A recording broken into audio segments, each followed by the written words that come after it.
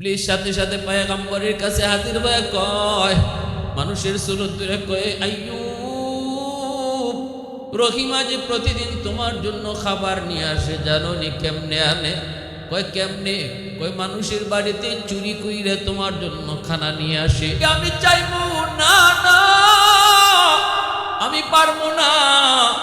যদি তোমার কষ্ট হয় বিবি গো, তুমি চলে যেতে পারো। সাথে সাথে বিবি রহিমা স্বামীর পা জড়ায় কান্না শুরু করে দিলেন আর বলতেছিলেন, স্বামী গো, আমি ভুল করেছি, আমাকে আপনি মাফ করে দেন। আমি আর জীবনে কোনোদিন এমন কথা বলবো না, কোনোদিন এমন কথা আমি বলবো না। এরপরে আল্লাহর বান্দি তিনি বের হয়েছেন এলাকার মধ্যে, বসতির মধ্যে স্বামীর জন্য খানার ব্যবস্থা করবেন। ঘরে ঘরে তালাশ করে কোনো কাম পান না। একজন মহিলা ইহুদি মহিলার ঘরে গিয়া বললেন, মা তোমার ঘরে কাম আছে নি গো? মা তুমি একটু কাম আমারে দিয়া করাইবানি, বিনিময়ে আমি কিছু পয়সা নিব আমার স্বামীর খাবারের জন্য।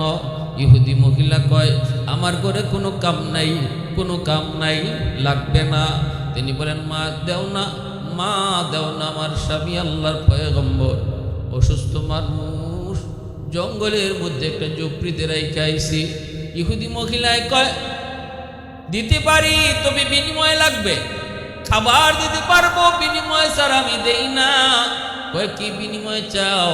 কয় তোমার মাথার চুলটা অনেক লম্বা, আমাকে কিছু চুল যদি তুমি দাও তাহলে এই চুলের বদলা তোমাকে খাবার দিব। বিবি রহিমায় কয়, মা চুল তুমি দাবি কইরো না, না না, কারণ এই চুলটা হলো আমার স্বামীর লাঠি। আমার স্বামী আল্লাহর পয়গম্বর, অসুস্থ মানুষ, হাজত সারার জন্য তিনি যখন উঠতে চান তখন আমার লম্বা চুলটা দইরা তিনি লাঠি বানাইয়া উঠেন। আমার চুলটা তুমি চাইও না, আমার চুলটা দাবি কইরো না, এই চুলটা হলো আমার স্বামীর লাঠি। ইহুদি মহিলা কয়, আমি এত কিছু বুঝি না, কিছু চুল যদি দাও তাহলে আমি তোমাকে খাবার দেব। বাধ্য হয়ে বিবি রহিমা স্বামীর কথা মনে করে নিজের চুল দিয়া দিলেন। এইদিকে ইহুদি মহিলা কিছু চুল কাইটা রাখলো আর তিনি খাবার নিয়ে রওনা দিছেন। ইবলিস সাথে সাথে পয়গম্বরের কাছে হাজির হয়ে কয়, মানুষের সুরত ধরে কয়, আইয়ুব, রহিমা যে প্রতিদিন তোমার জন্য খাবার নিয়ে আসে, জানো নি কেমনে আনে? কয় কেমনে? কয় মানুষের বাড়িতে চুরি কইরে তোমার জন্য খানা নিয়ে আসে। পয়গম্বর কয়, অসম্ভব, আমার বিবি এমন হতেই পারে না, কারণ সে শুধু বিবি নয়, সেও পয়গম্বরের বংশের। সে শুধু বিবি নয়, সেও পয়গম্বরের বংশের। অতএব পয়গম্বরী রক্ত যার দেখে আসি, সে কখনো চোর হতে পারে না। ইবলিস কয়, আমার কথা যদি বিশ্বাস না হয় তাহলে আজকে আসার পরে দেখো, এক ঘরে চুরি করতে যায় তা সে ধরা পড়ে গেছে, তখন তার চুল কেটে দিয়েছে। যদি চুল কাটা পাও তাহলে তুমি বুঝবা সে চুরির ধরা পড়ছে। তোমার কাছে মিথ্যা বলবে, কিন্তু আমি যা বলতেছি তাই ঠিক। আল্লাহর পয়গম্বর এই কথা শুনি না বড় কষ্ট পেলেন দিলের মধ্যে। সাথে সাথে কসম করে বসলেন, যদি আমি সত্যি রহিমার চুল কাটা পাই তাহলে আমি তারে 100টা বেত মারব এবং আর তারে আমি বিবি হিসাবে রাখবো না। এই দিকে বিবি রহিমা আসতেছেন, আসা মাত্রই পয়গম্বর আইয়ুব খানা মুখে নেন না, না নিয়ে বলতেছে, রহিমা তোমার চুল দেখবো, চুলটা একটু দেখাও। চুলটা দেখতে যাইয়ে তিনি দেখতে পেলেন কিছু চুল কাটা। পয়গম্বর তো রাগান্বিত হয়ে গেলেন, গুসায় ফেটে যাচ্ছেন। সাথে সাথে বলতেছে, বিবি গো, তোমার খানা আমার লাগবে না, তুমি চলে যাও, চলে যাও। তুমি আমার জন্য খানা আনতে গিয়ে বুঝি মানুষের বাড়িতে চুরি করো? চুরি করা মাল আমি খাই না, হারাম মাল। কখনো ইমানদার মুমিন হারাম খায় না, হারাম খাইতে পারে না। হারামের ভিতরে কখনো আরাম হয় না। আল্লাহ পাক রব্বুল আলামিন হালাল জিনিসটাকে আমাদের জন্য আল্লাহ পাক রিজিক হিসেবে রাখছেন। হারাম কখনো মুমিন ইমানদারের রিজিক হতে পারে না। যাও, তুমি চলে যাও, তুমি চলে যাও, তোমার খানা আমি খাবো না। বিবি রহিমা হাউমা করে কান্না শুরু করে দেন। স্বামীর পা জড়ায় কয়, স্বামী গো কসম খুদার, আমি চুরি করি নাই, আমি চোর না গো স্বামী, চোর না, আমি খানা পাই না কোথাও। একজন মহিলা আমার চুল কাটার শর্ত দিয়ে আমাকে কিছু খানা দিয়েছে, আমি যতই বলেছি চুলটা চাইও না, সে আর কোনো কিছুই মানে না। আমি শুধু আপনার কথা খেয়াল করে, আপনার কষ্টের কথা খেয়াল করে আমি আমার চুলটা দিয়েছি, তার বিনিময়ে আমি কিছু খানা নিয়ে এসেছি। কিন্তু আইয়ুব আলাইহিস সালাম তিনি কেমনে বিশ্বাস করবেন? সাথে সাথে আল্লাহ জিব্রাইলকে পাঠায়, কই জিব্রাইল তাড়াতাড়ি আমার হাবিবের কাছে, আমার বন্ধুর কাছে যাও, আমার পয়গম্বরের কাছে যাও, জয়া পয়গম্বরকে বলো রহিমা যা কইছে তাই ঠিক, আর আগে যে কয়ে গেছে সে হলো ইবলিস। আর আমার পয়গম্বরে কইও 100টা বেত মারার যে কসম করেছিল, এই কসম পুরা করার জন্য 100টা ছোট ছোট কঞ্চি হাতে নিয়ে একবার শুধু রহিমার গায়ে আঘাত করত, কসম পুরা হয়ে যাবে। জিব্রাইল আমিন আইসা হাজির, নবীকে ডাক দিয়া বলতেছেন, নবী গো রহিমা যা বলছে তাই ঠিক, আর আগে যে বলে গেছে সে মানুষ না, সে আপনার কোনো শুভাকাঙ্ক্ষীও না, সে হলো মানুষের চিরশত্রু, তার নাম হলো ইবলিস। কত বড় শয়তান! ইবলিসের কাজটাই হলো মানুষের সফলতা বন্ধ করে দেওয়া। ইবলিস যখনই দেখে কোনো মানুষ আল্লাহকে পাওয়ার লাইনে আগাইতেছে, ইবলিস তখনই তার পথে বাধা হয়ে দাঁড়ায়। ইবলিসের শরীরে আগুন লেগে যায়। কোনো মানুষ যখন আল্লাহকে পাওয়ার রাস্তায় আগায়, ইবলিসের গায়ে সেটা বরদাস্ত হয় না, কারণ আল্লাহর কাছে ওয়াদা করে আসছে যে মানুষের কারণে আজকে আমি জাহান্নামী হয়েছি, ওই মানুষ কেমন করে জান্নাতে যায় আমি ইবলিস দেখব। এই মানুষ কেমনে তোমার খুশি করে এটাও আমি দেখব। আমি তার ডানে বামে সামনে পিছনে সর্বদিক দিয়া ষড়যন্ত্রের জাল বিছিয়ে রাখবো। যাবে কোন পথে? যে পথেই যাবে আমার দ্বারে আটকা পড়বে। কিন্তু আল্লাহ বলে, ইল্লা ইবাদাকা মিনহুমুল মুখলাসিন, আমার মুখলিস বান্দা যারা, তাদের বিন্দু পরিমাণও ক্ষতি করতে পারবি না। যারা আমি আল্লাহকে ভয় করে, যারা আমাকে সাথে নিয়ে চলে, তার কোনো ক্ষতি তুই করতে পারবি না। ইমানদার মুমিন ভালো করে মনে রেখো, আল্লাহ রিজিক যা আমাদের জন্য আল্লাহ পাক হালাল রিজিকের ব্যবস্থা করেছেন, হারাম থেকে দূরে থাকতে বলেছেন। হালালের ভিতরে আল্লাহ পাক শান্তি রাখছেন, আর হারামের ভিতরে অশান্তি রাখছেন। সুদ খাওয়া হারাম, ঘুষ খাওয়া হারাম, চিটারি বাটপারি করা হারাম, অন্যের মাল ভক্ষণ করা হারাম। করতে পারো, আনতে পারো, শান্তি পাবা না। শান্তি দেওয়ার মালিক আল্লাহ। টাকায় শান্তি আসে না, সম্পদের ভিতরে শান্তি না, শান্তির মালিক আল্লাহ, এর চাবিও আল্লাহর হাতে। আল্লাহ যদি শান্তি দেয় তাহলে শান্তি মিলে, আর আল্লাহ যদি শান্তি না দেয়, কোটি কোটি টাকার মালিক হয়েও শান্তি নামক নিয়ামতের দেখা পাবে না। এটা আল্লাহর হাতে। শান্তি যদি কিনতেই পাওয়া যাইত তাহলে দুনিয়াতে গরিব শান্তির কোনো বাগই পাইতো না। সব ধনীরা শান্তি কিনে লই আইতো টাকা দিয়া। টাকা পয়সা তো সব শান্তির জন্য। এই শান্তি যদি না পাইলে তো টাকা দিয়ে কি হইতো? টাকা দিয়ে শান্তি কিনে নিয়ে আসতো। কিন্তু না, আল্লাহ পাক এটা তার হাতেই রাখছেন। দেখবেন গরিব আরামে ঘুমায়, আর কোটিপতি ঘুমের ট্যাবলেট খাইয়েও ঘুম ধরে না। গরিব আরামে ঘুমায়, রিক্সাওয়ালা রিক্সা থামায়া হাতটারে বালিশ বানায় ঘুমায় যায়, আর কোটি কোটি টাকার মালিক মকমলের বিছানায় এসি রুম, এরপরও ঘুম আসে না। আমার ভাইয়েরা, বন্ধুরা, যুবক, এরপরে জিব্রাইল আমিন নবীকে একটা সালাম দিলেন। আল্লাহর পয়গম্বর তিনি সালামের জবাব দিতে একটু দেরি করলেন। আল্লাহ রাব্বুল আলামিন জিব্রাইলকে জানাইছে, জিব্রাইল, আমার পয়গম্বর আইয়ুব পরীক্ষায় উত্তীর্ণ হয়ে গেছে। 70 বছর পর্যন্ত যদি আমি তারে অসুস্থ রাখি, সে সাফ সাফ জানাই দিছে, এর ভিতরেও সে একবারও সে না সবুর হবে না, বেসবুর হবে না।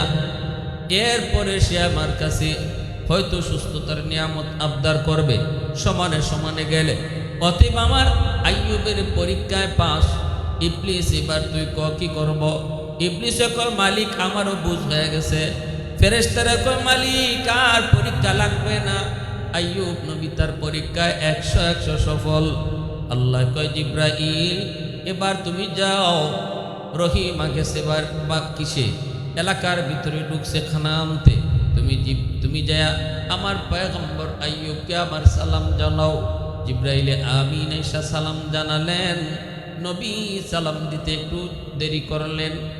এরপরে জিব্রাইল সালাম একটু দেরিতে জবাব দেওয়ার কারণে জিব্রাইল জিজ্ঞেস করে, নবী গো, নবী হয়ে যদি সালামের জবাব দিতে দেরি করেন উম্মত কি করবে?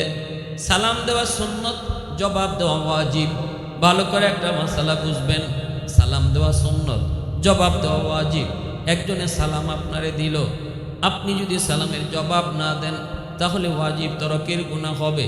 সালাম যে দিল সে না দিলে তার গুনাহ হইতো না, কিন্তু কেউ যদি দেলায় তার জবাব আপনাকে দেওয়ানোই লাগবো, না দিলে আপনার গুনাহ হইব।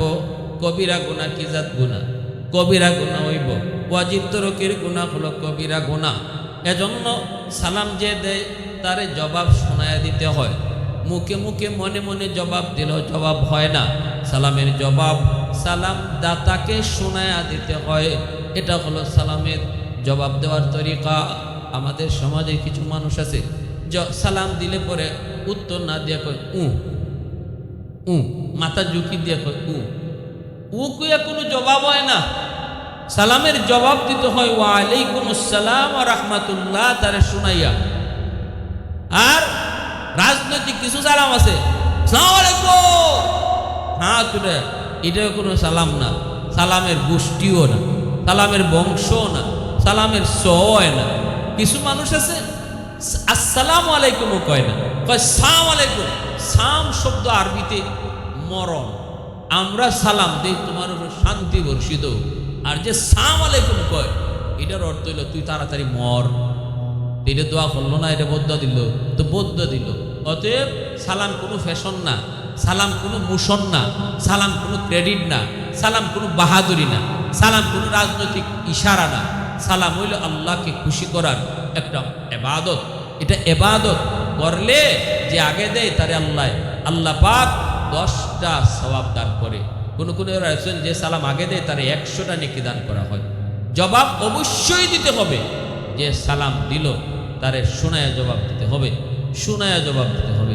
পিয়ারে হাজিরিন, এজন্য আইয়ুব আলাইহিস সালাম একটু দেরি করছেন। জিব্রাইল আমিন বলছেন, নবী গো আপনি দেরি করলেন কেন?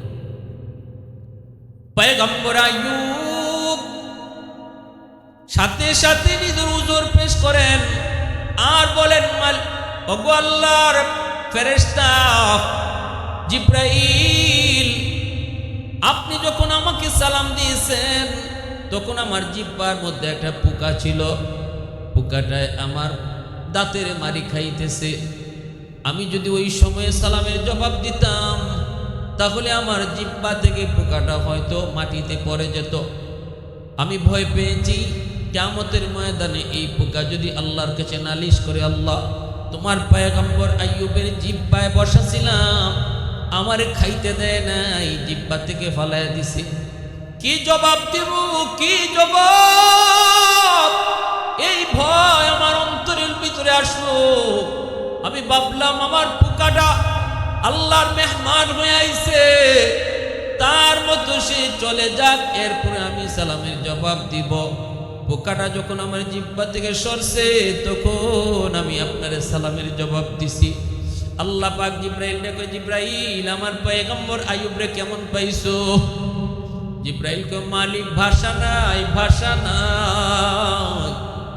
আল্লাহ সুপারিশ করি আর পরীক্ষা নিও না। আল্লাহ কয়, আইয়ুব রে কও নিজের পায়ের গোড়ালি দিয়া মাটিতে আঘাত করত, পানি বের হবে। এই পানি দিয়ে গোসল করতে কও, সব পোকাগুলা শরীর থেকে ঝরে পড়বে। জিব্রাইল কয়, নবী গো পায়ের গোড়ালি দিয়ে আঘাত করেন। আইয়ুব নবী কয়, ভাই জিব্রাইল পাই তো নাই, গোড়ালি পাই ভাই কই? জিব্রাইল কয়, যতটুকু আছে এতটুকু দিয়ে আঘাত করেন। আঘাত করা মাত্রই পানি বের হতে লাগলো। এই পানি দিয়ে আপনি গোসল করেন, পানি পান করেন। গোসল করলেন, পানি খাইলেন, সাথে সাথে শরীর থেকে ঝরঝর করে সবগুলি পোকা পড়ে গেল। আল্লাহ পাক রব্বুল আলামিন কয়, আইয়ুব গোসল করে উঠা মাত্রই দেখবা তুমি পূর্ণ 25 বছরের যুবক। নবী দেখতেছেন তার সেই পূর্ণ যৌবন ফিরে এসেছে, পূর্ণ যৌবন ফিরে এসেছে। আল্লাহ পাক রব্বুল আলামিন হারানো যৌবন আবার তার ফিরিয়ে দিলেন। তিনি বৈশা রয়েছেন একটু দূরে। জিব্রাইল আমিন চলে গেলেন, বিবি রহিমা আসলেন স্বামীর কাছে। আয়েশা দেখেন যেখানে ঝুপড়ি ছিল ঝুপড়িতে স্বামী নাই, ভয় পেয়ে গেছেন। আল্লাহর কাছে কান্দে, মালিক আমার স্বামীর বুঝি বাগে খেয়ে ফেলেছে। তাকায় দেখেন উঁচা একটা জায়গায় একটা যুবক বসা, পিছন দিক দিয়া চেহারা ঠিক মতো দেখা যায় না। কাছে যায় পিছন থেকে ডাক দিয়া বলেন, কে গো তুমি? ওখানে আমার স্বামী ছিলেন অসুস্থ, আল্লাহর পয়গম্বর। তুমি কি তারে কখনো দেখেছো? তুমি কি তারে দেখেছো? আমি তো তারে জায়গায় পাইতেছি না। নাকি তারে কোনো বাঘ ভাল্লুক খেয়ে ফেললো? নবী কোনো জবাব দেয় না, জবাব দেয় না। বারবার জিজ্ঞানোর পর এইবার তিনি জবাব দিয়া কয়, রহিমা, কারে তুমি কি জিগাইতেছো? যারে তুমি জিগাইতেছো সেই তো তোমার স্বামী আইয়ুব। এই বইলেই তিনি চেহারাটা ঘুরাইলেন, ঘুরাইয়া বিবির কাছে গেলেন আর গিয়া বলেন, রহিমা দেখো তো, 25 বছরে আমার যে যৌবন কালটা ছিল, ওই যৌবনের চেহারাটা একটু খেয়াল করো। খেয়াল কইরাই তিনিও চিনে ফেললেন স্বামীরে। সাথে সাথে বুকে জড়ায় নিলেন আর বলতেছেন, বিবি গো, এটা মালিকের পরীক্ষা ছিল। আমি পরীক্ষায় পাশ করার কারণে আল্লাহ পাক আমার হারানো সকল নিয়ামত আল্লাহ আবার ফিরিয়ে দিছি। আল্লাহ পাক রব্বুল আলামিন বিবিদেরকে আল্লাহ ফিরিয়ে দিছে, সন্তানও আল্লাহ আবার ফিরিয়ে দিছে, ক্ষমতা আল্লাহ ফিরিয়ে দিছে, সহায় সম্পদ সব কিছু আল্লাহ ফিরিয়ে দিছে। এমন কি বলা হয়েছে তাফসীরের কিতাবে, আইয়ুব আলাইহিস সালাম যে দিক দিয়া যাইতেন, উনার পিছন দিক দিয়া এরকম স্বর্ণের বৃষ্টি পড়তো। অতীতে যে নিয়ামত ছিল, হারানো নিয়ামত আল্লাহ যা ফিরিয়ে দিছে, ডাবলের ডাবল আল্লাহ নিয়ামত আবার ফিরিয়ে দিছে। এজন্য ভাইয়েরা বন্ধুরা, একটু দিলটারে নরম করে ঘটনা থেকে শিক্ষা নিব। বিশেষ করে আমার মা বোনেরা খেয়াল করে শুনেন, স্বামীর তাঁত, স্বামী ভক্তি আল্লাহর কাছে কত পছন্দ, আল্লাহর কাছে কত পছন্দ। একজন স্ত্রী স্বামীর প্রতি ভক্তি আর সেবা, স্বামীর সেবা কইরা, স্বামীর আনুগত্য কইরা আল্লাহর কতটা প্রিয় হইতে পারে, এর উজ্জ্বল দৃষ্টান্ত আর নজির হলো বিবি রহিমার সেই সেবা। এজন্য আমার মা বোনদেরকে বলবো, সর্বদা স্বামীর প্রতি ভক্তি রাখি, স্বামীর আনুগত্য করি। আর স্বামীদেরকে বলবো, স্ত্রীকে আমরা মহব্বত করি, ভালোবাসি। ভালোবাসা বিয়ের আগে নয়, ভালোবাসা হবে বিয়ের পরে। স্বামী স্ত্রীর মধ্যে আল্লাহ পাক আমাদের সবাইকে বুঝার এবং আমল করার তৌফিক দান করুন।